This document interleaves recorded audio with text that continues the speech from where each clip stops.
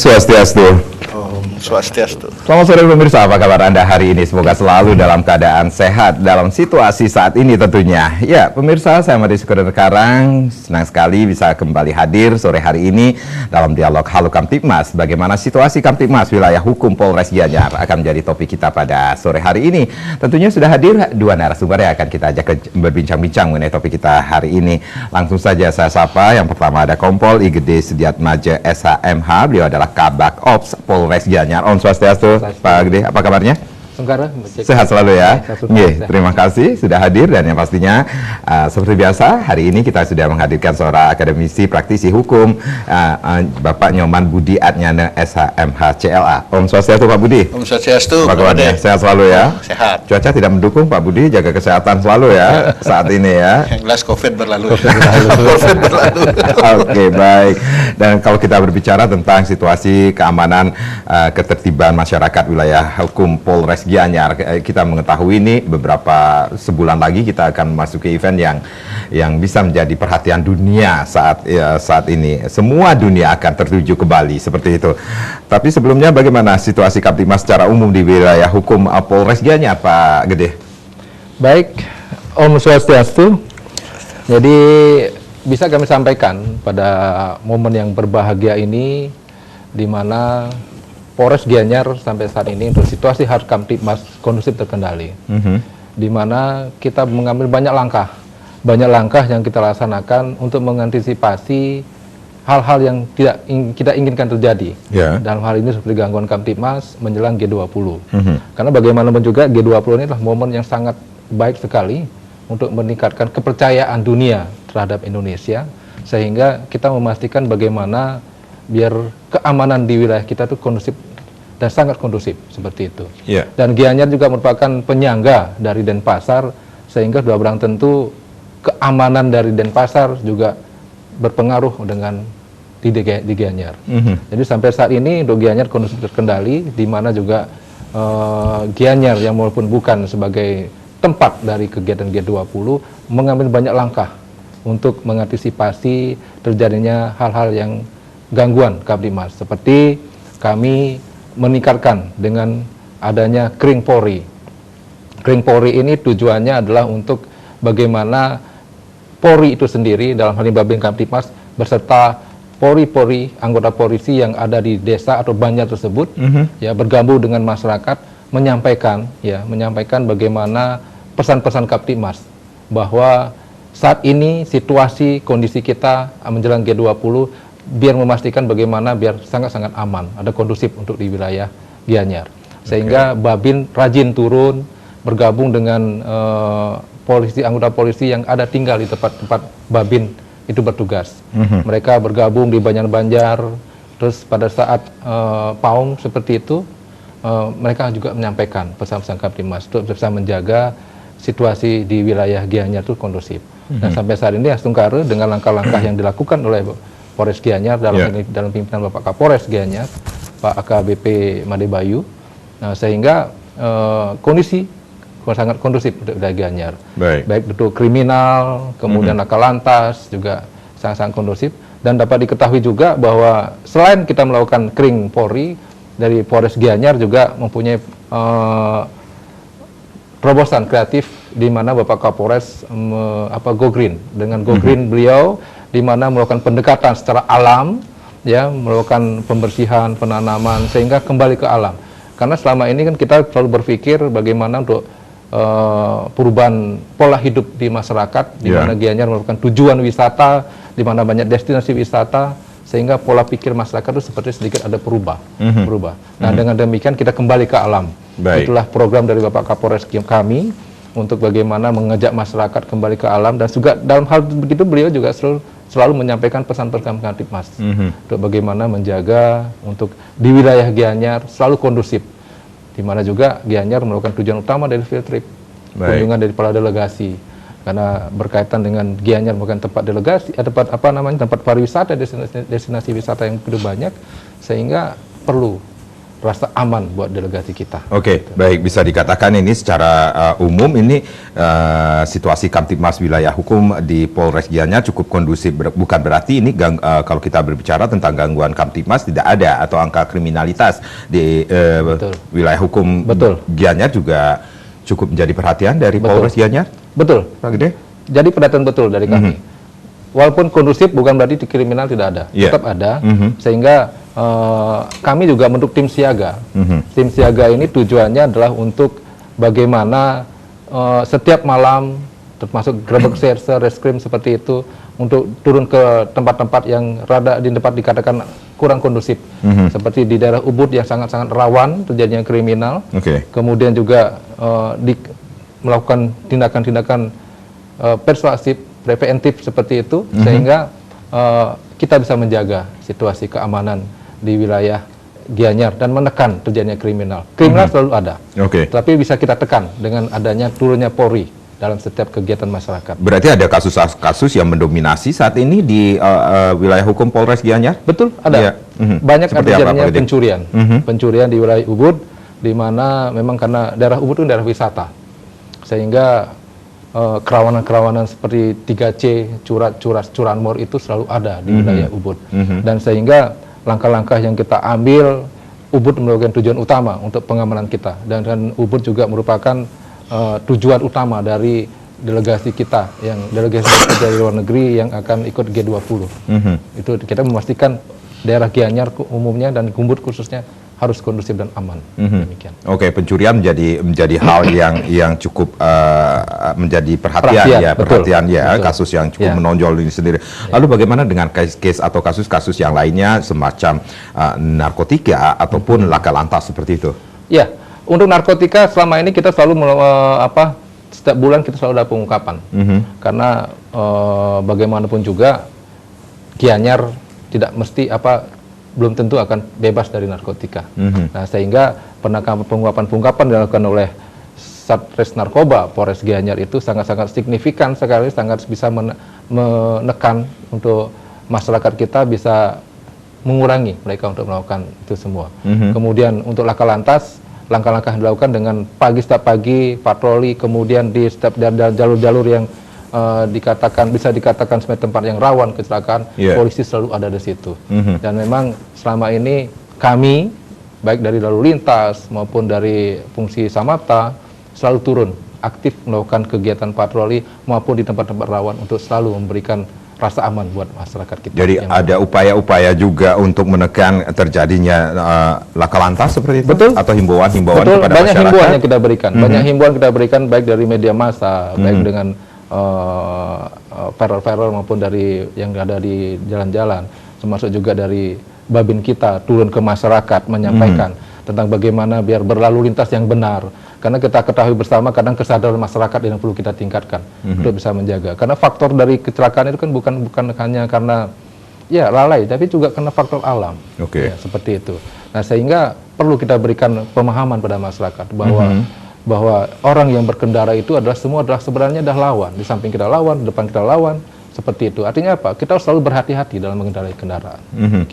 Termasuk juga kemacetan-kemacetan yang menjadi perhatian dari Polres Gianyar? Betul. Untuk kemacetan dalam hal ini sering terjadi di daerah wisata. Di Ubud. Contoh jadi, di Ubud betul.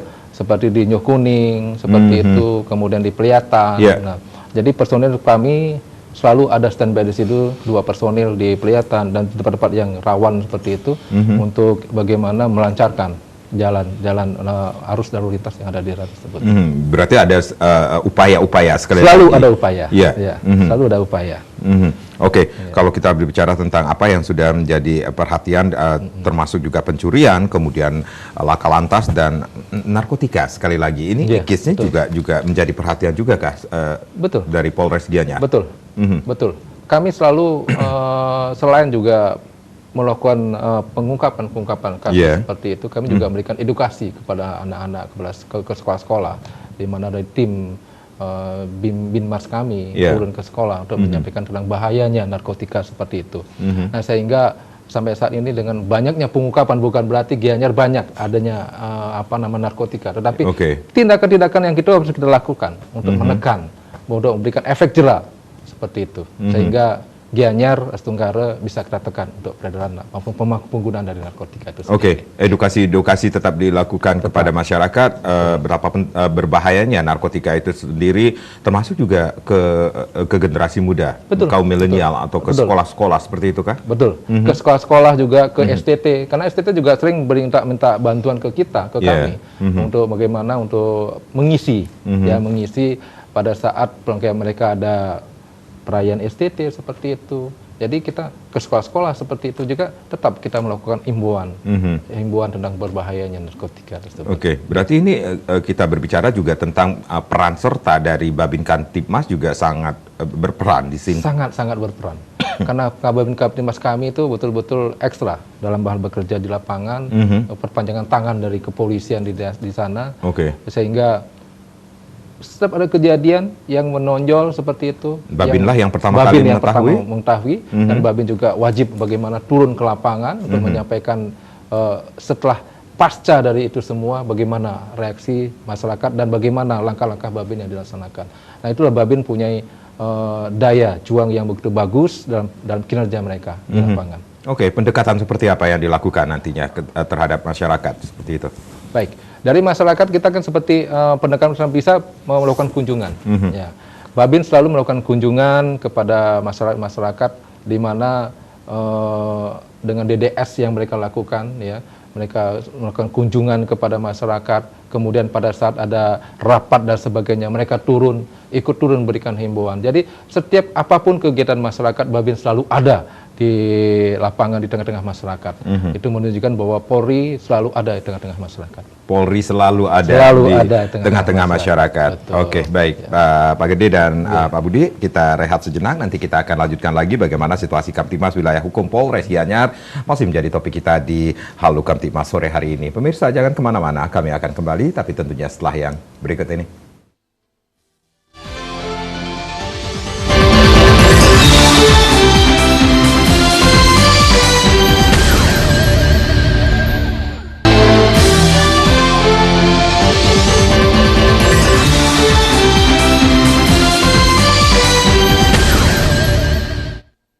Baik, terima kasih Anda yang baru saja bergabung bersama kami. Bagaimana situasi Kamtibmas wilayah hukum Polres Gianyar masih menjadi topik kita di sore hari ini di Halo Kamtibmas.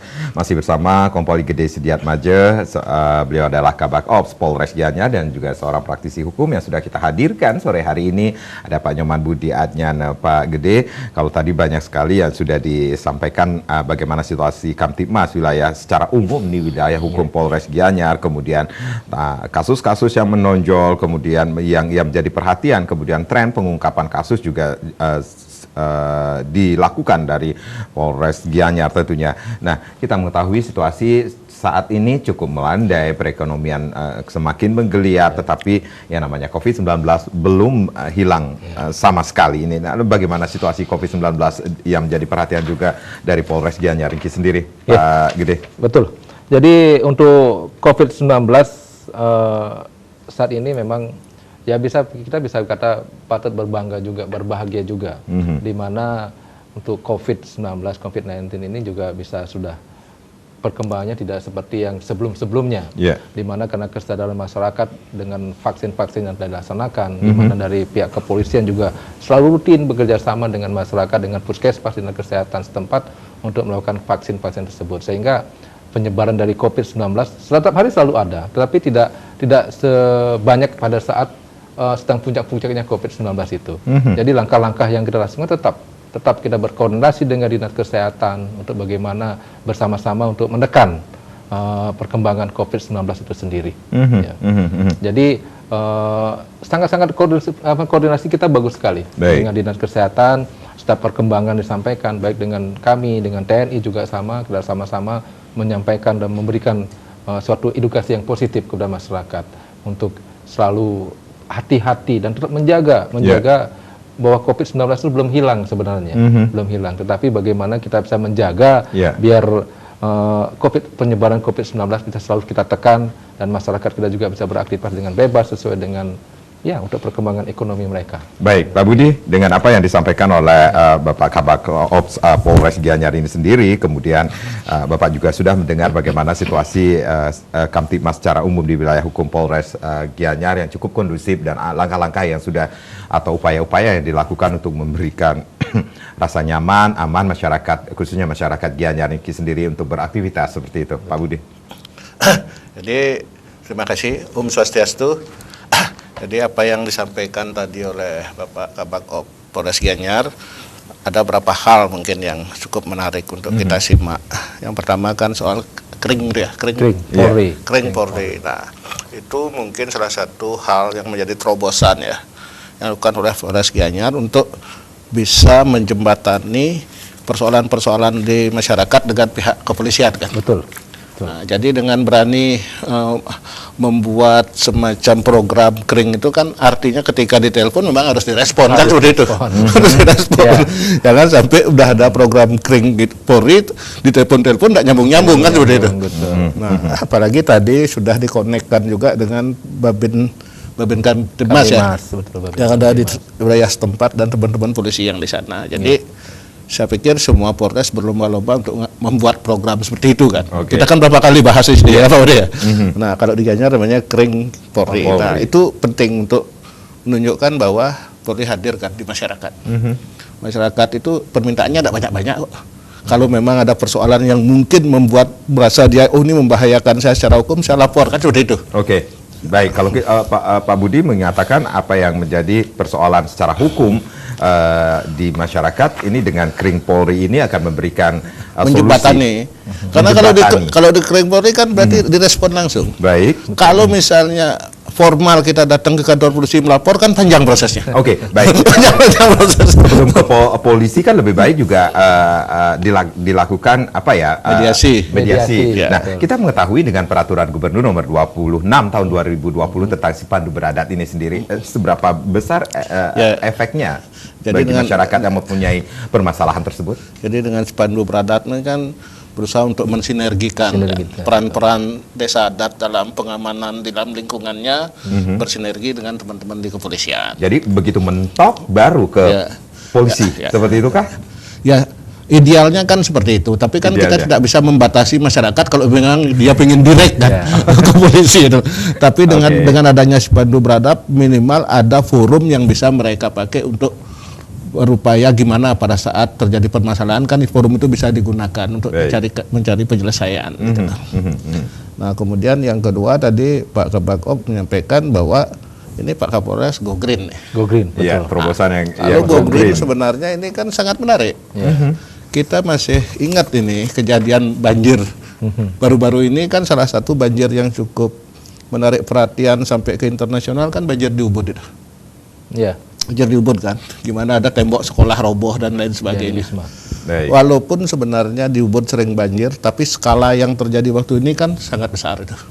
Nah, kalau dikaitkan dengan apa yang disampaikan Bapak Kabak Op tadi, kan kemungkinan besar nih delegasi G20 ini akan main-main ke Gianyar Betul, pasti itu. untuk berrefreshing. Refreshing, betul. Karena itu sudah terjadi dalam event-event internasional. Sudah tentu ini menjadi Ini jadi salah satunya juga Ubud. Ya, salah satu pasti Ubud biasanya. Oke. Nah, jadi gimana mengantisipasi ini? Karena G20 ini kan udah depan mata nih, 15 November. Ya. 15 November udah G20. Nah, Oke. jadi tentu ini bisa menjadi semacam pemikiran untuk langkah antisipasi untuk membuat nyaman para delegasi itu seandainya mereka ke Ubud nanti. Kita kan nggak tahu nih masalah cuaca ini dah. Ya. Oke. Nah, kalau dikaitkan dengan Go Green, kan mereka kan pada teriak nih secara internasional ya. "Wah, kok Ubud seperti itu? Gitu loh. Padahal kan kalau kita lihat daerah Ubud ini kan dilalui oleh 5 sungai besar nih. Ada Sungai Ayung, terus Sungai Wos, terus ada 5 pokoknya. Harusnya dengan banyak sungai besar dan sungai kecil, harusnya kan alir ini akan mengalir. Nah, kenapa bisa banjir juga di sana? Oke. Nah, ternyata itu ada persoalan-persoalan yang diduga berasal dari penyempitan drainase dan pembangunan di tebing-tebing sungai itu. Betul. Jadi ini bukan hanya urusan pemerintah aja, urusan para pengusaha juga ini sebenarnya. Urusan para pengusaha juga. mau tidak mau juga menjadi urusan kepolisian. Iya, iya. Sehingga ini kan harus diberesin ya kayak gini nih. Oke. Kalau pembangunannya menyambar sempadan sungai kan membuat sungai makin sempit sehingga tidak mampu menampung debit air yang tinggi ketika hujan itu. Mhm. Nah, ketika sungai tidak mampu kan jadi meluber ke jalan. Kalau meluber ke jalan kan kasihan industri pariwisata yang ada di sana. Oke. Nah, jadi saya cukup ingin mengkritisi juga yang terjadi wacana di internasional, kasihan Ubud. Sebenarnya yang menginspirasi bangun-bangun di sungai ini kan mereka juga kan. Mereka juga yang menginspirasi membangun di tebing-tebing dan sungai. Jadi ayolah sama-sama, jangan hanya ketika ada masalah aja kemudian saling tuding, tapi ketika menikmati kue pariwisatanya ya diam-diam aja tuh. Oke. Mana dong CSR-nya kan seperti itu harusnya kan. Ayo CSR-nya sekarang keluarin untuk gimana menata Ubud dengan baik. Oke, itu tugas Pak Budi. Jadi kita berusaha objektif aja. Udah ketika paten dan mendapat rezeki dari pariwisata tidak ada yang teriak, diam aja. Tapi sedikit ada masalah banjir teriak-teriak. Oke, baik. Marilah miliki bersama Bali dan Ubud ini. Baik, oke. Dan ini yang cukup menyejukkan hati dengan apa yang disampaikan oleh Pak Gede selaku Kabak Ops Polres Gianyar Niki sendiri tentang situasi yang cukup kondusif. Nah, mungkin saya lanjut dikit Pak Budi. Iya. Nah, ini kan saya mau sambungkan dengan Go Green-nya Pak Kapolres. Pak Kapolres. Jadi kalau Go Green ini kan terobosan kreatif. ya, jadi kan gimana Ubud ini harus dibikin hijau lagi. Itu kan logikanya gampang. Semakin banyak ada program untuk membuat hijau, berarti kan penanaman pohon-pohonan kan harus digalakkan. Baik. Dengan ditanamnya pohon-pohon itu berarti air akan terserap oleh akar tanaman itu. Kalau lebih banyak yang ditebang daripada ditanam ya jadi lancar airnya datang gitu. Oke. Tidak terserap. Baik. Nah, Sehingga ini, sehingga programnya Pak Kapolres Go Green itu harus didukung dengan Nah, ini serius. program dari atau terobosan kreatif dari Polres Gianyar khususnya ide bisa dikatakan dari Bapak Kapolres Gianyar ini dengan Go Green ini seperti apa sih Pak Gede? Jadi begini, Bapak Kapolres selalu merencanakan bagaimana karena beliaunya sangat sayang dengan Bali khususnya Gianyar itu sendiri. Kadang lihat perkembangan pembangunan yang memang betul seperti yang katakan Pak Budi tadi. Jadi Bapak Kapolres punya terobosan. Bagaimana sih ayo kita kembalikan Gianyar seperti dulu kembali. Hijaukan Gianyar itu sendiri. Sehingga beliau memberi rencana. Kan ini tempatnya tidak pada satu tempat. Di mana kita mengambil kayak misalkan tiga minggu lalu ada di Samuan 3. Ya, apa yang dilakukan kita di sana melakukan upayanya? penanaman di situ, penanaman pohon kelapa seperti di situ di areal pura seperti itu. Sehingga kelapa ini sangat berguna dan bermanfaat bagi buat masyarakat dan untuk areal pura itu sendiri. Sehingga beliau mempunyai kegiatan yang seperti itu membangun menanam pohon kelapa di situ. Ya, kemudian di Tampak Siring juga melakukan penanam pohon sehingga ya Tampak Siring juga walaupun kan airnya juga banyak Tampak Siring levelnya betul. Sehingga beliau juga mengambil langkah-langkah yang seperti itu. Bukan hanya di Tampak Siring juga di Ubud juga seperti dilakukan hal yang sama. Jadi beliau sudah banyak tempat melakukan kegiatan Go Green ini yang tujuannya untuk menghijaukan Gianyar kembali. Bagaimana biar pariwisata sangat maju, tapi kita jangan lupa bahwa alam itu sangat penting untuk mendukung pariwisata itu sendiri. Oke, ada yang menyebutkan ketika kita mencintai alam, alam pun akan mencintai kita Kita, kembali. betul Seperti sekali, itu. ya. Itu kayak mungkin jadi inspirasi dari Bapak Kapolres sendiri. betul. Berarti ada tempat-tempat tertentu yang menjadi perhatian dari Bapak Kapolres kah dengan terobosan kreatif Go Green ini sendiri, Pak? Sebenarnya tidak ada tempat-tempat atau tertentu. menyeluruh? Gianyar? Menyeluruh. Kita melihat bahwa nanti Bapak Kapolres kan beliau sering turun ke lapangan, bagaimana selalu mencari aspirasi dari masyarakat itu sendiri. Sehingga dari itu semua beliau langsung menyampaikan, ini loh di sini kita akan melakukan Go Green. Nah seperti itu. Jadi karena beliau memang sering turun ke lapangan untuk menyerap aspirasi dari masyarakat. Sehingga langkah-langkah yang beliau lakukan ini sangat-sangat pas sekali untuk bagaimana di Gianyar yang merupakan daerah destinasi wisata, biar untuk mengingatkan kembali bahwa Gianyar itu adalah tempat wisata, tetapi jangan lupa alam itu juga sangat penting untuk bisa menjaga dari pariwisata itu sendiri. Tapi bukan berarti ini tugas dengan terobosan kreatif Go Green ini sendiri bukan berarti tugas ke pihak kepolisian saja, perlu sinergitas juga. Betul. Kami juga sering menggandeng dari pihak masyarakat, kemudian dari pihak Dinas Pertanian dan Perkebunan seperti itu, sehingga kita sama-sama jalan seiring untuk melakukan kegiatan Go Green tersebut. Gitu. Dan itu sudah dilakukan. Dan kami rutin melakukannya. Rutin dilakukan. Betul. Dan tentunya ada rencana-rencana lagi ke depannya dengan Go Green sendiri. Tetap kita akan laksanakan ke depan untuk Gianyar yang tercinta itu. Ya. Oke, baik Pak Gede dan Pak Budi, kita rehat kembali. Nanti kita akan lanjutkan lagi perbincangan ini di Halo Kamtibmas. Pemirsa jangan kemana-mana, kami akan kembali sesaat lagi.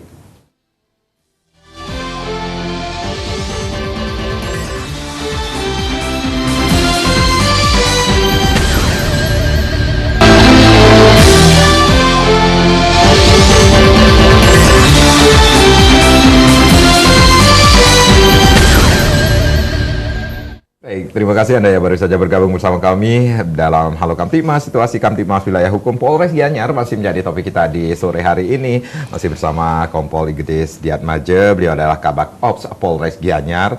Dan yang pastinya ada praktisi hukum, Bapak Nyoman Budi Adnyana. Pak Budi, saya ke Pak Budi lagi. Ini berarti ada hal-hal yang perlu digarisbawahi dengan terobosan-terobosan kreatif dari Pak Kapolres Gianyar ini sendiri tentang seperti apa yang sudah dilakukan, seperti Polri yang bisa menjembatani persoalan antara masyarakat dengan kepolisian dan juga Go Green ini sendiri, Pak Budi. Jadi kan tugas daripada kepolisian kan yang utama menjaga Kamtibmas.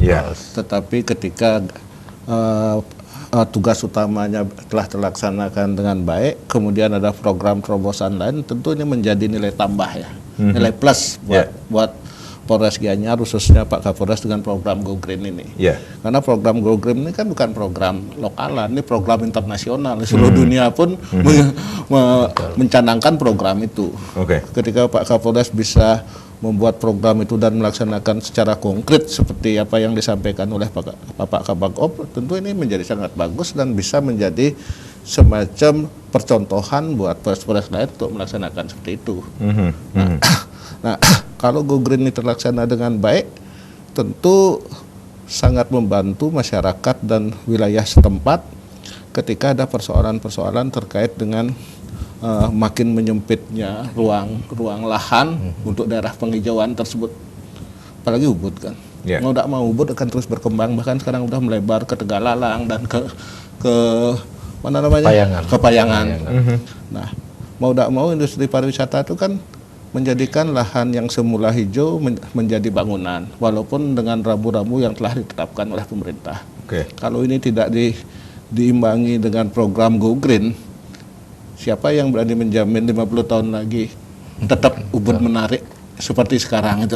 Sehingga program Go Green dengan nanam-nanam pohon-pohonan keras yang bisa menjadi penyangga air ketika terjadi hujan yang lebat dan lain sebagainya itu sangat penting. Sehingga ini program Go Green ini kan sangat-sangat futuristik lah untuk ke depan. Sehingga layak didukung dan jangan dikasih Pak Kapolres sendirian seperti itu. Harusnya semua stakeholder ikut melaksanakan. Pemerintah kan sudah pasti punya program itu kan. Nah sekarang dari Peradi juga siap mendukung Pak. Kita mau kerjasama buat program penghijauan juga dengan Pak Kapolres. Tetapi pelaku pariwisata di sana ikut dong. Jangan dikasih Pak Kapolres dan pemerintah aja. Mereka kan sebagai penikmat pariwisata harus ikut juga. Baik. Itu Pak. Kita tunggu di gebrakan. Peradi akan buat kerjasama dengan Polres Gianyar. Pak Gede, ini dalam rangka antisipasi gangguan Kamtibmas, apalagi kita tahu ini G20 akan diselenggarakan beberapa minggu ke depan nih sendiri. Berarti ada giat-giat yang dilakukan dari Polres Gianyar untuk menjaga situasi agar tetap kondusif seperti itu. Menjelang G20. Betul. Jadi rangkaian G20 sebenarnya sudah berjalan dari beberapa bulan ke lalu. Dan anggota kami dari Polres Gianyar selalu dilibatkan. Pun demikian ini pada puncaknya nanti tanggal 7 November ini anggota Polres Gianyar dilibatkan 246 personil. 246 personil ini di luar dari penebalan-penebalan. Karena kenapa? Gianyar ini kan sudah dijadikan tempat dari field trip dari para delegasi, kunjungan delegasi yang ke tempat-tempat wisata. Sehingga kami juga membutuhkan personil untuk pengamanan dari tempat-tempat wisata tersebut. Sehingga dari itu semua, selain yang yang dilibatkan dalam G20 yang di Nusa Dua nanti, kami juga akan melakukan penebalan untuk di wilayah Gianyar yang tentunya akan memberikan rasa aman buat delegasi itu dalam melakukan kunjungan. Di sini ke Sukawati, Ubud, Tambak Siring, Tegalalang, Payangan itu melakukan tempat-tempat tujuan dari field trip itu sendiri. Dan langkah-langkah lain untuk bagaimana menjaga situasi Kaptimas di wilayah kita di Ubud, di Gianyar pada umumnya, kami khusus untuk malam kami selalu meningkatkan patroli yang dilakukan oleh baik yang di Polsek, kemudian yang di Polres, di mana melakukan patroli ke wilayah daerah-daerah tempat yang tentunya sebagai tempat yang diduga daerah yang kurang kondusif atau kurang rawan terjadinya tindak pidana. Dan langkah-langkah yang dilakukan itu sangat-sangat signifikan meningkatkan bagaimana menurunkan kriminal di wilayah Gianyar. Karena pimpinan meminta bahwa selama G20 ini, sebelum, sesaat maupun sepasca dari G20 ini, pastikan daerah yang dikunjungi delegasi itu sangat-sangat kondusif dan aman. Pun demikian di Denpasar seperti itu yang merupakan tempat utama juga pasti demikian. Dan kami di Gianyar sebagai penyangga harus tetap mendukung itu semua, melakukan langkah-langkah yang terbaik untuk menjaga daerah itu jadi tetap aman. Oke, berarti ada operasi-operasi cipta kondisi yang dilakukan. Betul. Saat ini kami sedang melakukan cipta kondisi 1, Cipkon Agung 1, di mana sasaran utamanya adalah bagaimana untuk menekan terjadinya 3C, curat, curas, curanmor. Dan sampai saat ini pada saat pelaksanaan Cipkon Agung ini, sampai saat ini baru satu kejadian yang terjadi, dan pengungkapan juga kami sudah melakukan pengungkapan ada sekitar 7 kasus pengungkapan untuk Gianyar, sehingga kami rasa dengan Cipkon ini sangat menunjang sekali untuk sebelum dilaksanakannya G20, di mana kegiatan yang ditingkatkan, kegiatan rutin yang ditingkatkan, masyarakat Polri selalu hadir, melakukan patroli bersama dengan kami selalu bergabung dengan TNI Polri, TNI dengan Pecalang, dengan Dishub juga dengan Pol PP dalam melakukan patroli. Kita patroli bersama, terutama malam minggu kami melakukan turun ke daerah-daerah yang diduga rawan seperti itu, melakukan patroli. Patroli, dan itu rutin kami laksanakan. Oke, di hari-hari weekend berarti ada penambahan personil kah? Betul. Hari weekend kami melakukan penebalan untuk polsek-polsek, terutama yang rawan kemacetan di Ubud. Sehingga kami melakukan siaga, tim siaga itu nanti ada tujuannya adalah untuk bagaimana turun patroli ke tempat-tempat yang rawan pada pagi harinya, kemudian pada malam harinya juga sama bergabung dengan polsek setempat untuk bagaimana kita bisa menekan terjadinya kriminal itu sendiri, dan laka lantas yang untuk mengurangi kemacetan di wilayah Ubud terutama. Karena sore setelah jam 14.00 sampai ya 19.00 itu masih macet di wilayah Ubud. Nah, sehingga perlu adanya kehadiran Polri dalam ini. Nah, sehingga penebalan itulah yang kami lakukan. Terutama weekend, Sabtu Minggu ini kunjungan selalu meningkat untuk di wilayah pariwisata tersebut. Baik. Kalau berbicara tentang weekend ini yang sering melakukan mobilitas di luar, ini Pak Budi nih yang warawiri di jalanan ini yang mengetahui ini bagaimana situasi di jalanan. Ini katanya semakin macet ini semakin senang nih karena itu barometer perekonomian kita sedang menggeliat seperti itu. Nah, ini dengan operasi Cipta Kondisi 1 yang bisa dikatakan sasaran utamanya 3C, curat, curas, dan curanmor yang dilakukan dari Polres Gianyar sendiri, ini memberikan dampak psikologis juga kah kepada masyarakat, Pak Budi melihatnya? Jadi apa yang disampaikan tadi oleh Pak Kabak Op itu kan fenomena yang selalu terjadi di sentra-sentra industri pariwisata, Pak Ade.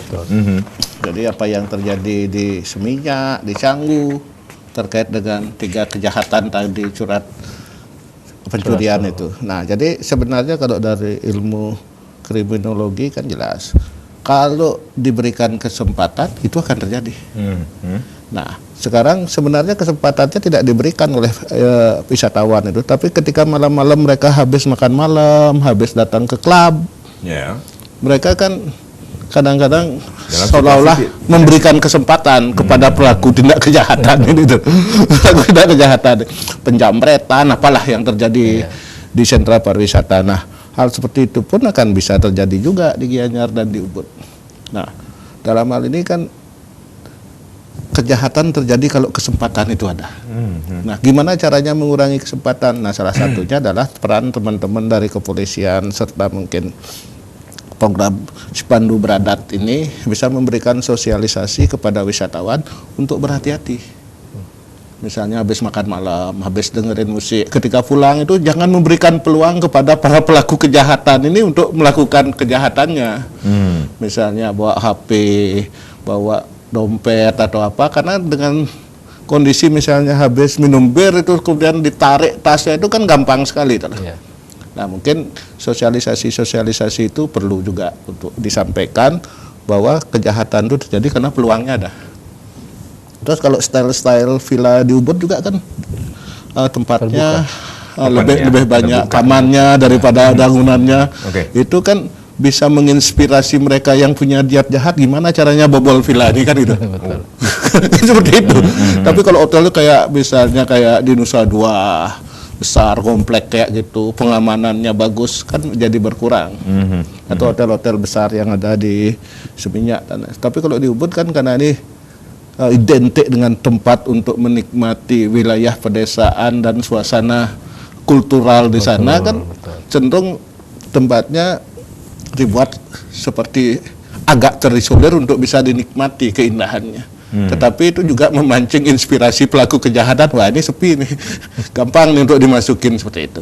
Nah, karena hal-hal seperti itu, maka sosialisasi dari teman-teman kepolisian, sosialisasi dari desa adat, pengamanan desa adat itu sangat penting, sangat penting sekali. Kemudian yang menarik lagi, kalau di Gianyar khususnya Ubud kan macet tuh Pak. Macet, betul. Jadi tadi Pak Kabako bilang telah menempatkan orang-orangnya di titik-titik kemacetan. Tapi kalau boleh usul, tambah lagi Pak. Tambah lagi Pak. Tambah lagi Pak. Ya, ini kalau Pak Budi lewat ini ada privilege card-nya. Tambah lagi lah Pak. Karena apa? Kadang-kadang kan radius kemacetannya panjang. Dan kita memahami bahwa teman-teman kepolisian mengatur itu selama 45 jam capek juga. Tapi misalnya bisa digilir. Karena kan ekspektasi masyarakat di daerah wisata itu kan dia ingin cepat-cepat untuk sampai ke tempat yang lain karena mungkin agenda yang lain. Nah, kalau di Ubud itu ada personil kepolisian itu ada Pak. Kita mengamati ada di setiap titik yang Bapak bilang. Tapi mungkin perlu ditambah sehingga mungkin bisa lebih membantu. Karena bagaimanapun itu adalah merupakan etalase Bali kan Ubud itu. Barometer. Jadi, ya Pak. Ya, orang melihat, oh pariwisata Bali salah satunya Ubud. Apa dibuat macet? Kan jadi mendadak menarik. Nah, mungkin dengan dibuat sedikit lebih lancar membantu imaging itu. Baik. Tapi kalau delegasi G20 datang pasti rapi lah. Rapi lah. Karena itu prioritas dan VVIP kan. VVIP. Nah, ini ada masukan dari masyarakat selaku ketua Perda di Bali nih, Pak Gede mungkin menjadi masukan juga ini untuk kedepannya nih, Ki. Berarti ada hal yang perlu digarisbawahi juga dengan pelibatan personil dalam G20, kembali lagi ke apa yang sudah dilakukan nanti, Pak Gede. Berarti ada manfaat atau efek dampak yang akan kita dapatkan, manfaat yang akan kita dapatkan nantinya. Betul sekali, sangat besar malah. Karena kita melihat sendiri ya di mana adanya COVID itu bisa untuk dari segi perekonomian kita juga turun, kemudian dari keamanan juga banyak meningkat terjadinya kriminal seperti itu. Nah, dengan begini, dengan adanya G20 begini, dan kemudian kita dikunjungi seperti itu, berarti kan untuk meningkatkan kepercayaan dari dunia itu sendiri, dan dijadikan juga sarana untuk memperkenalkan pariwisata itu sendiri, bahwa ini loh kita di Indonesia, khususnya di Bali dan di Gianyar, bahwa sudah mulai menggeliat pariwisatanya, dan kan akan bisa memberikan rasa aman buat para delegasi untuk datang berkunjung seperti itu. Nah, dengan adanya itu semua, sehingga kami melakukan penebalan untuk keamanan dan kelancaran, terutama dari arus lalu lintas. Yang seperti dikatakan dari Pak Budi memang betul. Jadi sehingga mungkin ke depan akan kami tingkatkan dari personil yang ada untuk kita pergi. Memang selama ini sudah kita gilir ya, kita gilir untuk personilnya. Dengan adanya masukan seperti ini akan kami tingkatkan kembali untuk kesiapan personil. Capek saya tuh Pak. Ada jam-jam khusus nggak sih Pak? Ada sore itu. Betul. Kalau khusus yang menjadi perhatian juga. Kami seperti saya katakan tadi sekitar mulai jam 14.00 itu.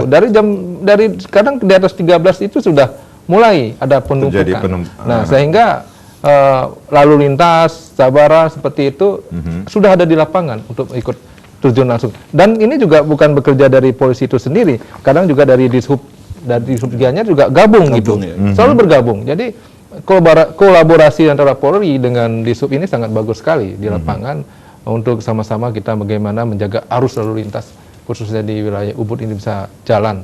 Ya memang volume kendaraan yang sekarang semakin meningkat, apalagi weekend seperti itu ya memang membutuhkan tenaga yang lebih besar lagi, lebih banyak lagi untuk kesiapan personil di lapangan. Oke, dinikmati aja sebenarnya.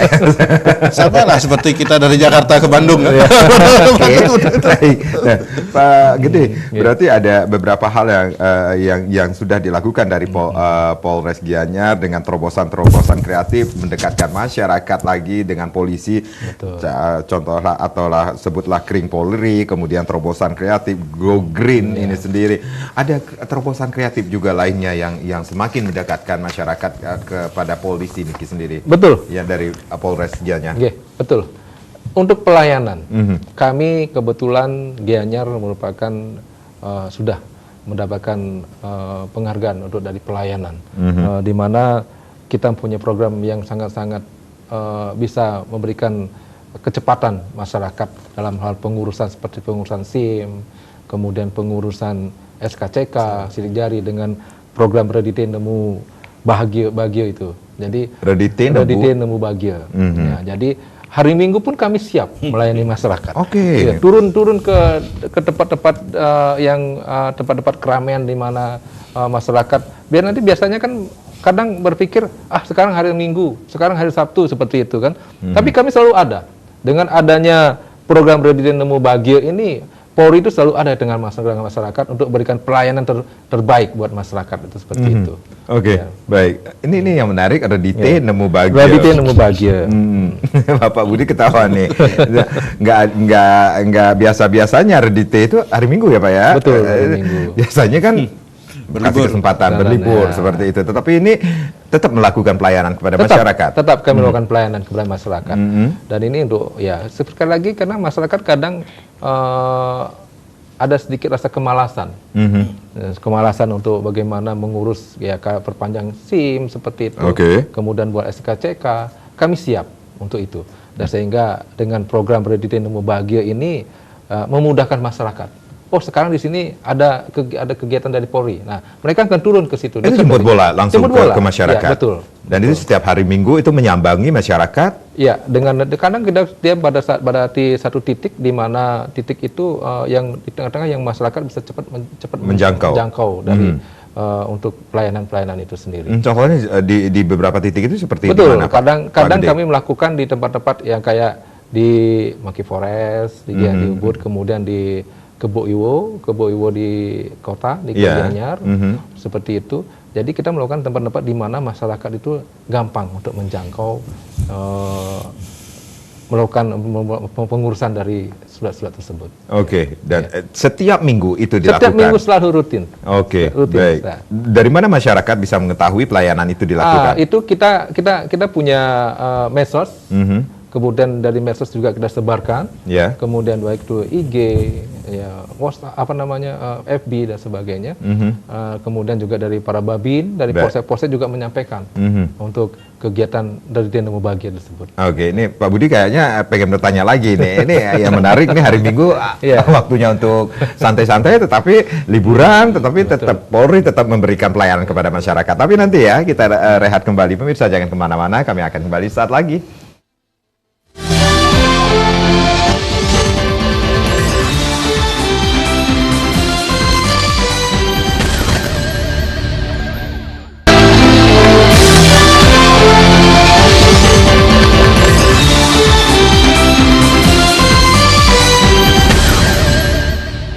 Baik, di sesi yang terakhir ini di Halo Kamtibmas masih kita akan berbicara atau membahas tentang situasi Kamtibmas wilayah hukum Polres Gianyar bersama Kabak Ops Polres Gianyar, Kompol IGD Sudiatmadja dan juga seorang praktisi hukum Pak Nyoman Budi Adnyana tentunya. Pak Budi tadi cukup menarik juga ini terobosan kreatif dari Polres Gianyar di Nemu Bahagia.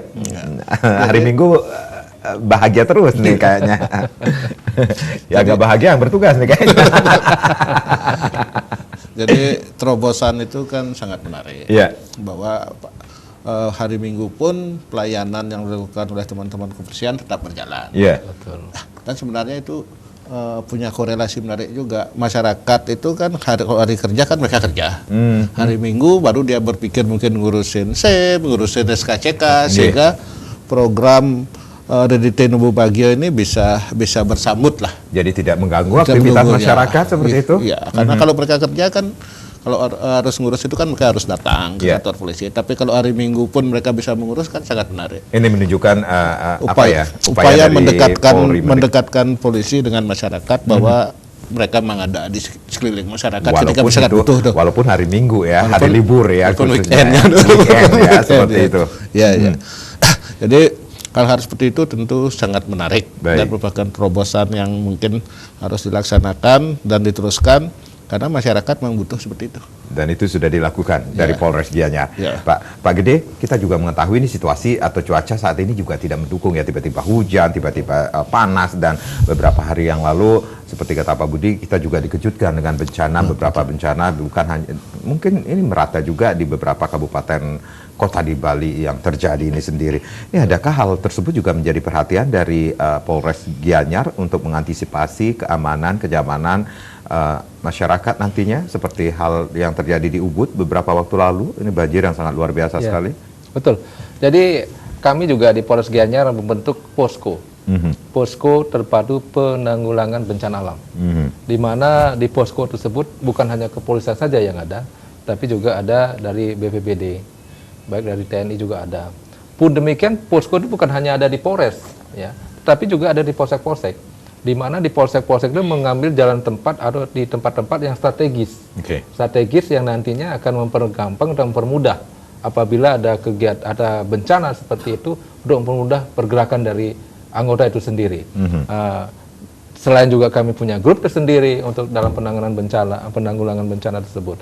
Jadi di posko tersebut ada alat-alat penanggulangan bencana, kendaraan juga kami standby-kan, sehingga pada saat masyarakat menyampaikan bahwa ada bencana pohon tumbang, longsor dan sebagainya, anggota sudah siap dengan peralatan yang ada.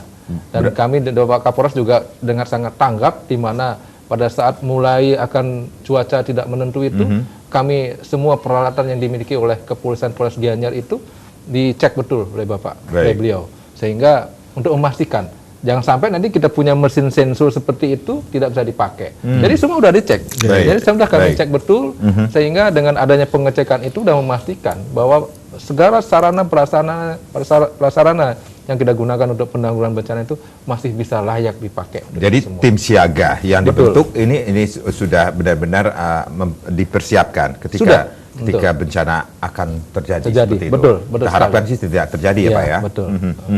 Makanya bisa kita lihat bersama kan banyak anggota kami juga pada saat ada bencana langsung turun.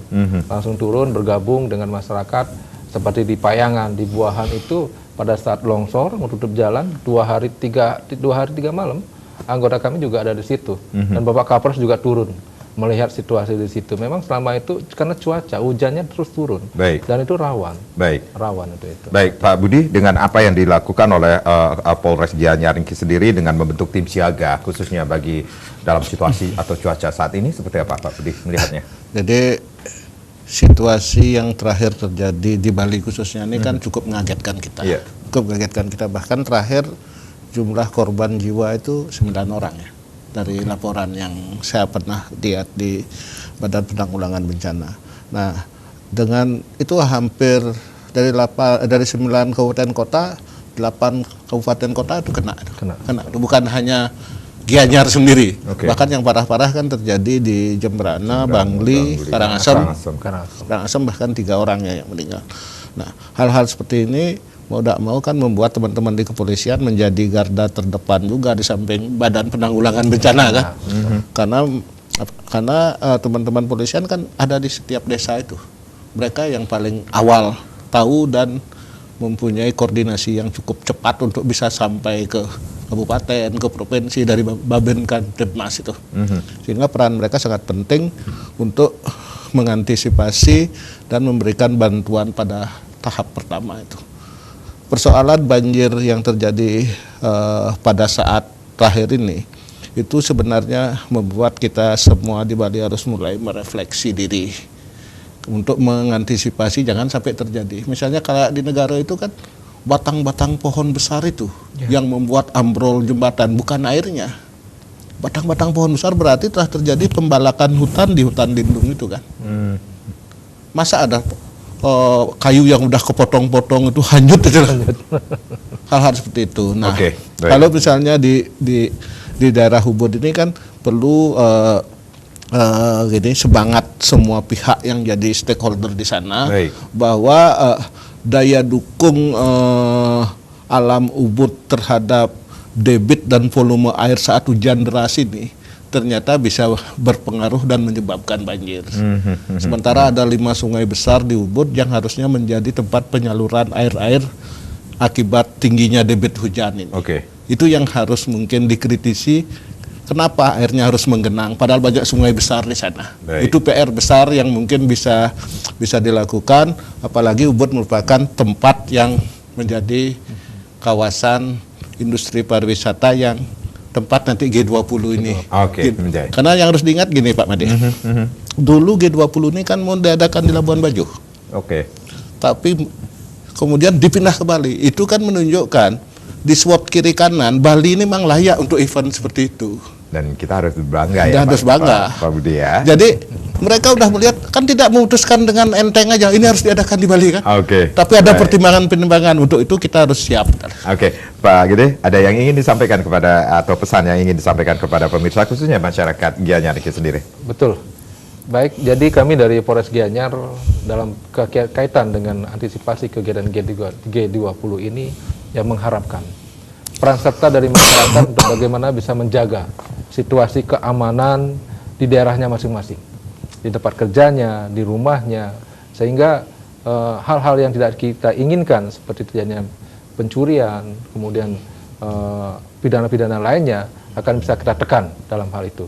Dan kami juga mengharapkan untuk karena situasi bencana seperti ini dan cuaca yang tidak menentu, ya kami mengharapkan juga sama-sama lah menjaga bagaimana jangan membuang sampah sembarangan, menjaga saluran-saluran air sehingga lancar lah untuk tidak terjadinya bencana itu sendiri. Dan menjaga kesehatan ya tentunya. Betul, tentunya menjaga kesehatan. Dan yang pastinya ini vaksin tetap harus dilakukan ya, ya Pak siap. Gede. Booster ya tetap dilakukan. Baik Pak Gede dan Pak Budi, terima kasih sudah sharing sore hari ini yang pastinya bersama menjaga situasi kondusif bukan hanya tugas dari Polri saja, tetapi menjadi tugas kita bersama menjelang presidensi G20 Indonesia. Saya Made Sekadar Karat, terima kasih. Sampai jumpa.